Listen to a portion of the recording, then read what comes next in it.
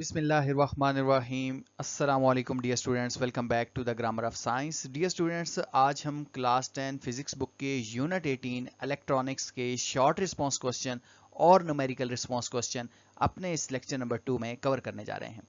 तो आइए चल के सीखते हैं ये शॉर्ट रिस्पांस क्वेश्चन और न्यूमेरिकल रिस्पांस क्वेश्चंस को अपनी इस वीडियो लेक्चर में।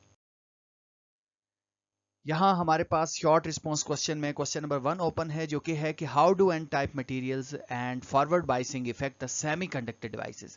किस तरह एन टाइप मटेरियल और फॉरवर्ड बाइसिंग जो है वो सेमीकंडक्टर डिवाइसेस को इफेक्ट करती है। तो सबसे पहले इसमें जो दो टर्म यूज हो रही हैं, एन टाइप मटेरियल ये क्या है और फॉरवर्ड बाइसिंग किसे कहते हैं, पहले इसको देख लेते हैं और देन फिर हम देखेंगे कि इसका इफेक्ट क्या है सेमीकंडक्टर डिवाइसेस के ऊपर। यहाँ देखें, यहाँ हमारे पास एक प्योर सिलिकॉन क्रिस्टल है और इस सिलिकॉन क्रिस्टल के अंदर हम डोपिंग कर रहे हैं और पेंटावेलेंट इंप्योरिटी हमने ऐड कर रखी है।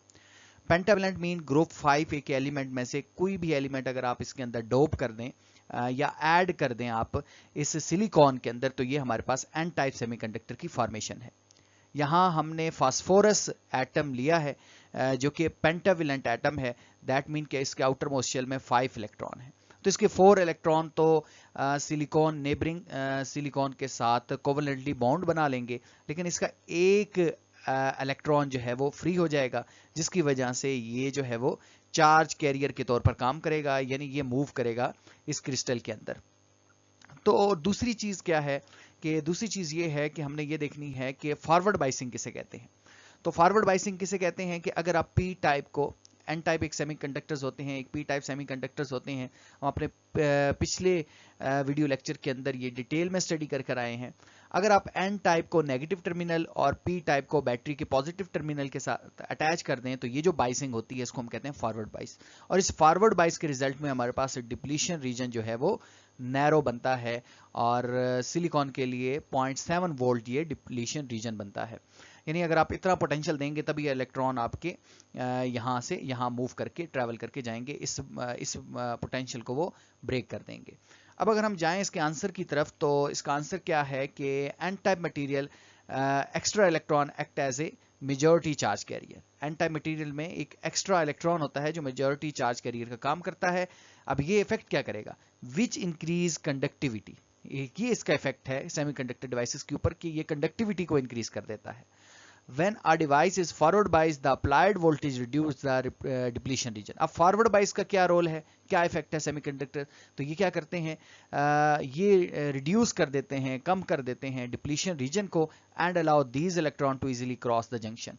और ये इलेक्ट्रॉन्स को अलाउ करते हैं कि वो इजीली जंक्शन को क्रॉस कर लें। Together N type material and forward biasing increase current flow. अब ये इकट्ठे मिलकर क्या करेंगे, इंक्रीज करते हैं करंट फ्लो को and make the semiconductor device conduct efficiently. ये एफिशिएंटली कंडक्टिव बना देते हैं सेमीकंडक्टर डिवाइसेस को। Next we have question number 2, which is why are pentavalent impurity called donor and trivalent impurity called acceptor। Pentavalent अभी हम देख कर आए हैं कि अगर 5A ग्रुप मेंबर में से periodic टेबल का जो 5A ग्रुप है उसमें से कोई एलिमेंट अगर हम प्योर सिलिकॉन के अंदर ऐड कर दें तो इसको बोलेंगे पेंटावेलेंट इंप्योरिटी हमने ऐड कर दी है। इसी तरीके से अगर हम ट्राइवेलेंट इंप्योरिटी की बात करें तो थर्ड ए ग्रुप मेंबर में से, जैसा कि यहाँ बोरोन है third A group member of the periodic table, अगर हम ऐड कर दें प्योर सिलिकॉन के अंदर तो ये ट्राइवेलेंट इंप्योरिटी कहलाती है। अच्छा, पेंटावेलेंट को डोनर क्यों कहते हैं, because it provide one more electron. और ट्राइवेलेंट को हम एक्सेप्टर क्यों कहते हैं, क्योंकि यहाँ एक होल आता है और ये जो होल है इसके अंदर जो है वो इलेक्ट्रॉन आ जाता है, इंसर्ट हो जाता है, इस वजह से हम इसको क्या बोलते हैं कि ये इलेक्ट्रॉन को एक्सेप्ट करता है। तो पेंटावेलेंट डोनर है और ट्राइवेलेंट इंप्योरिटी जो है वो एक्सेप्टर है। किस चीज का डोनर और किस चीज का एक्सेप्टर, इलेक्ट्रॉन का डोनर और इलेक्ट्रॉन का एक्सेप्टर कहलाती है। यहाँ देखें लिखा है कि पेंटावेलेंट इंप्योरिटी हमारे पास ये एंटीमनी है, फास्फोरस है, have 5 valence electron. When added to silicon or germanium, they donate their extra 1 electron to the crystal, increasing free electron. That is why they are called donor. और trivalent की अगर हम बात करें, have 3 valence electron, When added to the crystal they create an empty space. ये empty space create करते हैं जिसे हम hole कहते हैं, because they can accept an electron. और अब ये neighboring से एक electron accept कर सकता है, इस वजह से ये acceptor कहलाते हैं. Here we have question number 3, which is how do relays improve electrical system? Give example. अच्छा, ये रिले वाला टॉपिक वैसे 2025 के अंदर जो है वो एक्सक्लूडेड है. 2025-26 सेशन के अंदर ये एक्सक्लूडेड है रिले वाला टॉपिक, लेकिन ये हम क्वेश्चन देख लेते हैं. रिले किस तरह से इंप्रूव करती हैं इलेक्ट्रिकल सिस्टम्स को. ये जो आपका रिमोट है जिससे आप टीवी कंट्रोल करते हैं, तो ये जो रिमोट है इसके अंदर बेसिकली रिले ही लगी होती है जो टीवी को सिग्नल दे रही होती है. तो ये बेसिकली इसका काम है. इसका काम क्या है? Relay improve electrical system by allowing small low power control signal to operate large high power circuit. यानी लो सिग्नल की मदद से, लो पावर स्मॉल सिग्नल की मदद से ये क्या करती है? लार्ज हाई पावर सर्किट को कंट्रोल करती है, and safely and automatically. They provide isolation, protect device and many automation possible. Burglar alarm के अंदर ये यूज करती है, इसका यूज होता है फायर अलार्म सिस्टम के अंदर, कार स्टार्टर सिस्टम के अंदर, होम अप्लायंसेस के अंदर हम इनका डिफरेंट यूज करते हैं. ये आगे लिखा है, आप इसको देख लें और इसको अपने पास नोट डाउन कर लें. डियर स्टूडेंट्स, यहाँ हमारे पास क्वेश्चन नंबर 4 है. वो ये है कि how do 3 terminal of transistor work together to amplify signal. Transistors के 3 टर्मिनल होते हैं. एक टर्मिनल को हम इमिटर कहते हैं, which is heavily doped. Another we have base terminal, और जो कि थिन रीजन है इस एनपीएन या पीएनपी ट्रांजिस्टर के अंदर. और थर्ड हमारे पास है कलेक्टर, और कलेक्टर जो है वो मॉडरेटली डोप्ड रीजन होता है. तो जो हम इनपुट सिग्नल प्रोवाइड करते हैं वो बेस के ऊपर प्रोवाइड करते हैं, और इमिटर इसको क्या करता है? बेस से कलेक्ट करके इसको सेंड कर देता है कलेक्टर की तरफ, और कलेक्टर क्या करता है? इस करंट को एम्पलीफाई कर देता है. यहाँ जैसा कि लिखा भी है कि transistor has 3 terminal, emitter, base and collector. They work together to amplify signal as follows. किस तरह? Small input signal is applied to the base. जो छोटा इनपुट सिग्नल है उसको हम बेस को देते हैं. The emitter supply a large number of charge carrier. अब इमिटर का क्या काम है? क्योंकि इमिटर हैवीली डोप्ड होता है, तो ये क्या करता है? लार्ज चार्ज कैरियर प्रोवाइड करता है. फिर कलेक्टर क्या करता है? Collector receive these carrier and pull a much larger current through the transistor. तो कलेक्टर इन चार्ज कैरियर को रिसीव करते हुए करंट को लार्ज कर देता है. Because small base current control a much larger control current, collector current, the output becomes stronger than the input. तो output जो होगी वो input से stronger हो जाएगी. This is how all 3 terminals combine to amplify the signal. यहाँ हमारे पास question number 5 है, जो कि है why is one transistor region highly doped and another the smallest in the size. अब यहाँ देखें कि इसमें क्वेश्चन ये किया जा रहा है कि जो ट्रांजिस्टर्स के डिफरेंट हमारे पास टर्मिनल्स होते हैं, ये डिफरेंटली जो है वो डोप्ड क्यों होते हैं. अब इमिटर जो है वो हैवीली डोप्ड होता है, और जो लेस डोप्ड होता है वो बेस होता है, और कलेक्टर जो है वो मॉडरेटली डोप्ड होता है. वैसे इनके साइज भी आप देखें तो सबसे ज़्यादा जो साइज, लार्जर साइज है वो कलेक्टर का है. बेस बहुत थिन रीजन होता है, और इमिटर जो है वो मॉडरेटली साइज रीजन होता है. तो इसमें ये है कि why is one transistor region highly doped. इसमें एक ट्रांजिस्टर का एक रीजन हाईली डोप्ड क्यों होता है, other and another the smallest in size, और दूसरा जो रीजन है ये स्मॉलेस्ट इन साइज क्यों होता है. ये इस वजह से हाईली डोप्ड होता है क्योंकि इमिटर जो है वो चार्ज कैरियर प्रोवाइड करता है. तो अगर इसके पास एक्स्ट्रा चार्जेस होंगे, इलेक्ट्रॉन या होल्स, तभी ये प्रोवाइड कर पाएगा. और ये बेस जो होती है ये इस वजह से स्मॉलर इन साइज होती है कि यहाँ ज़्यादा जो है वो चार्ज कैरियर जो हैं वो अकोमोडेट ना हो सकें और वो कलेक्टर साइड में चले जाएं. तो यही इसका आंसर है. यहाँ देखें, the emitter is highly doped because it must inject the large number of charge carrier. Emitter highly doped होता है ताकि ये ज़्यादा क्या करे, चार्ज कैरियर प्रोवाइड करे. Strong doping increase its efficiency. The base is made very thin and lightly doped so that the most of the charge carrier coming from the emitter can easily reach the collector without recombining. यानी यहाँ holes और जो charges हैं वो आपस में combine ना हो जाएं, वो चले जाएं कलेक्टर के पास. Its small size help in proper amplification. The design heavily doped emitter and very thin base allow the transistor to amplify signal. ये इस वजह से ताकि ट्रांजिस्टर इजीली सिग्नल को एम्पलीफाई कर सके. Here we have question number 6, which is what does the arrow in our transistor symbol represent and why is it important? जो arrow होते हैं ट्रांजिस्टर सिंबल्स के अंदर, ये क्या रिप्रेजेंट करते हैं? ये देखें, यहाँ हमारे पास ये वाला एरो है जो कि बेस इमीटर जंक्शन का बता रहा है कि करंट कैसे फ्लो कर रहा है, और यहाँ रिवर्स है. तो एनपीएन ट्रांजिस्टर के अंदर एनपीएन हो या पीएनपी हो, दोनों के अंदर बेस इमीटर जंक्शन जो होते हैं वो फॉरवर्ड बाइस होते हैं. अब मैं यहाँ एक को ड्रॉ करूंगा, आप लोग इसको इजीली समझ जाएंगे कि ये जो एरो का सिंबल है वो इस तरफ क्यों जा रहा है और ये ऊपर की तरफ क्यों जा रहा है. लेट मी ओपन पॉइंटर और पेन. यहाँ देखें, ये देखें कि ये हमारे पास इमीटर है और इमीटर में हमारे पास एन है. इसका क्या मतलब है कि जो एन टाइप है इसको हमने बैटरी के नेगेटिव टर्मिनल और बेस को बैटरी के पॉजिटिव टर्मिनल के साथ अटैच करना है. ये हमारे पास नेगेटिव टर्मिनल आ गया और ये हमारे पास जो आ गया वो पॉजिटिव टर्मिनल आ गया. तो ये फॉरवर्ड बाइस हो गया है, यानी बेस इमीटर जंक्शन यहाँ हमारे पास फॉरवर्ड बाइस हमने करना है. यहाँ भी बेस इमीटर फॉरवर्ड बाइस करेंगे. तो पी के बैटरी के पॉजिटिव और एन को बैटरी के नेगेटिव टर्मिनल के साथ आपने अटैच करना है. आपको पता है कि जो ये आई एम रियली सॉरी मुझसे सही से ड्रॉ नहीं हो रहा, लेकिन आप समझ गए हैं बात को. Late me open pointer again. यहाँ देखें, एन टाइप को बैटरी के नेगेटिव और पी टाइप को बैटरी के पॉजिटिव. तो बेस इमीटर जंक्शन क्या हुआ? फॉरवर्ड बाइस हुआ. अब यहाँ देखें, पी को पॉजिटिव, ये पॉजिटिव साइड है, और एन को नेगेटिव. तो इसका मतलब है कि बेस इमीटर जंक्शन ये भी फॉरवर्ड बाइस है. अब लिखें, इसमें देखें कि इलेक्ट्रॉन कैसे मूव करके जाएंगे.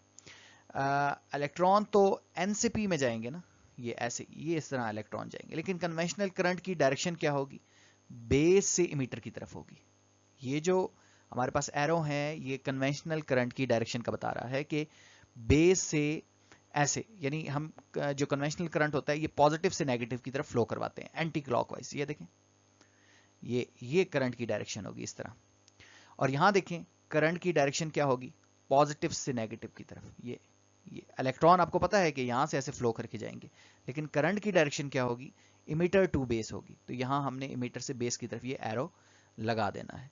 सिंपल है, आप इसको दोबारा देखें, आप इसको अंडरस्टैंड कर जाएंगे. कोई इसमें इतनी रॉकेट साइंस वाली बात नहीं है. अब हम इसको लिख लेते हैं यहाँ.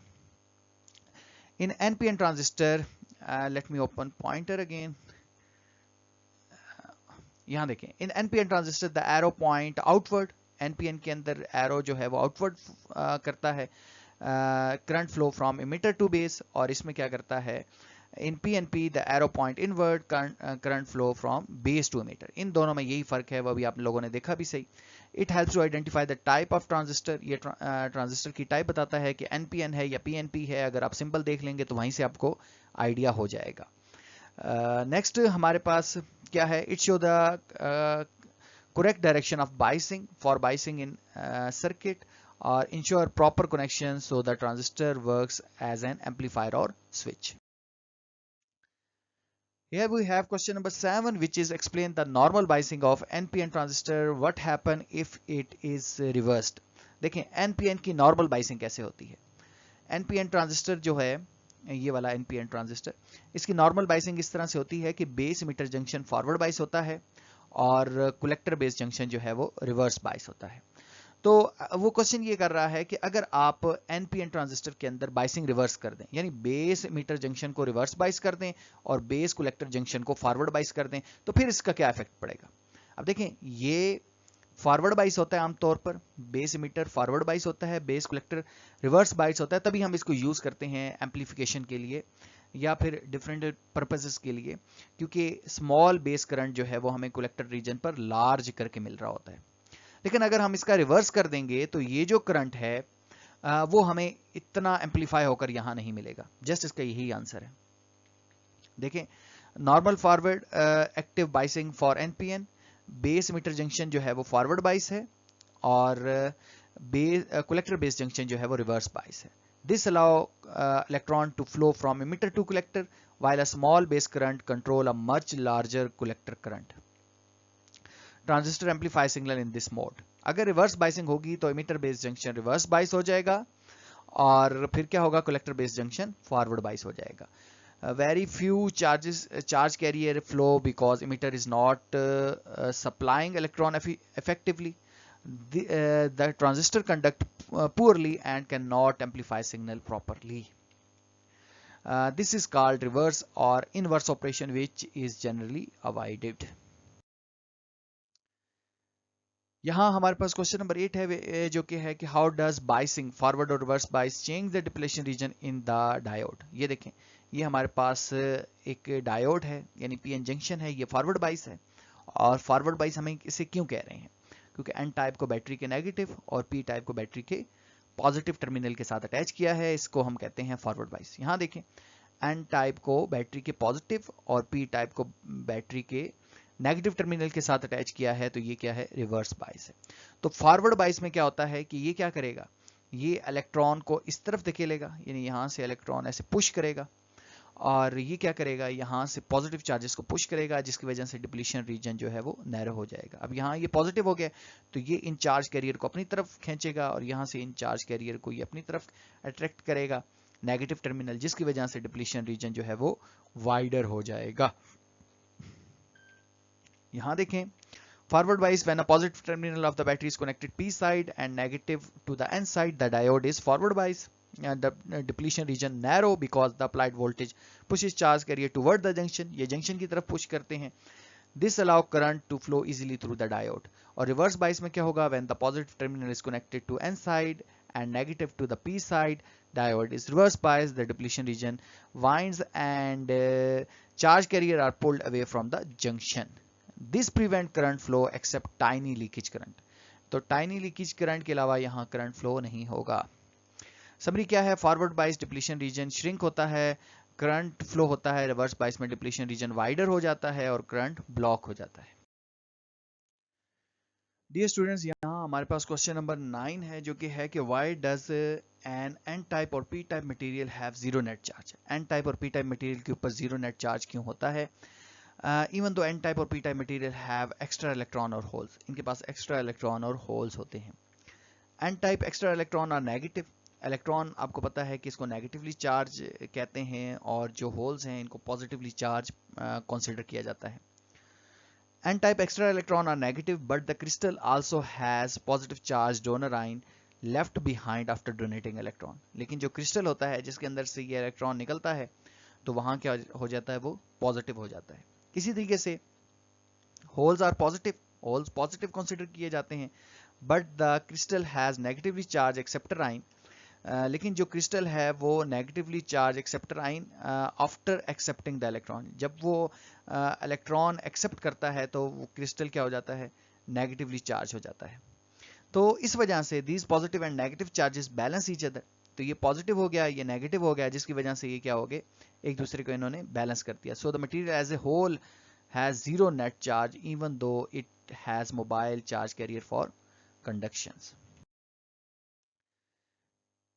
नेक्स्ट हमारे पास है क्वेश्चन नंबर 10 जो कि है कि why are NAND and NOR gate called universal gate. इनको यूनिवर्सल गेट क्यों कहते हैं, नैंड और नॉर को, ये इस वजह से क्योंकि इनसे बाकी जितने भी गेट्स हैं वो बनाए जा सकते हैं। नैंड और NOR gates are called universal gates because you can construct any other logic gates using only NAND और only NOR।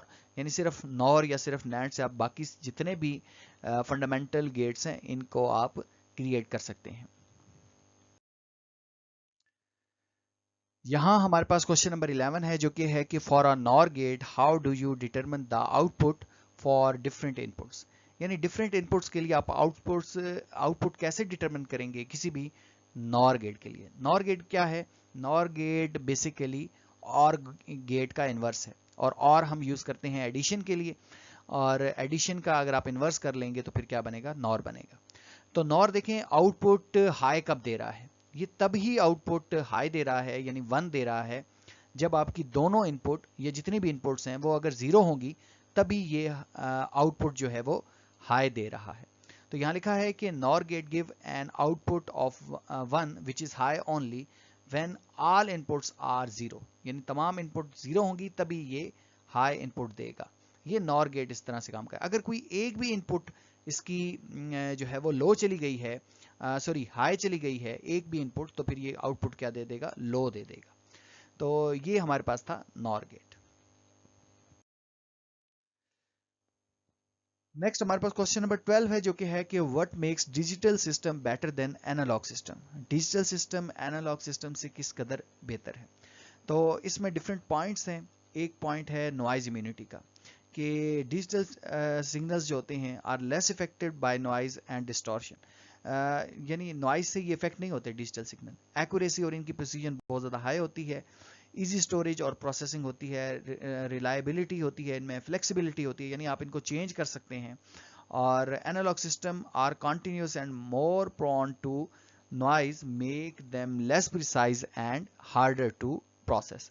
यानी एनालॉग सिस्टम जो होते हैं ये कॉन्टिन्यूस होते हैं और ये नॉइज से इफेक्ट होते हैं, और इस वजह से ये लेस प्रिसाइज हैं और हार्डर टू प्रोसेस है, इनको प्रोसेस करना काफ़ी मुश्किल है।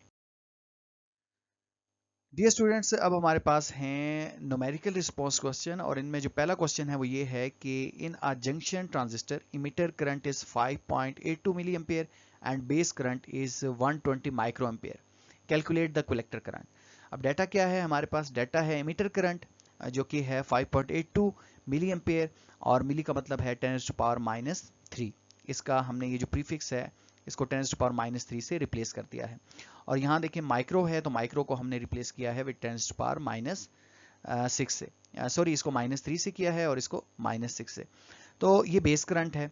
अब क्वेश्चन उसने हमें कहा है कि कैलकुलेट द कलेक्टर करंट। तो फार्मूला हम कौन सा यूज करेंगे, फार्मूला हम ये यूज करेंगे, हमें पता है कि जो इमिटर करंट होता है वो base current plus collector current के सम के इक्वल होता है। इन दोनों को आप सम करें तो आपके पास इमिटर करंट आ जाएगा। अब हमने इसमें कलेक्टर करंट निकालना है, तो we have to minus base current from emitter current. तो हम इसको फार्मूला को इस तरह से लिखेंगे कि बेस करंट इधर जाकर इससे माइनस हो जाएगा।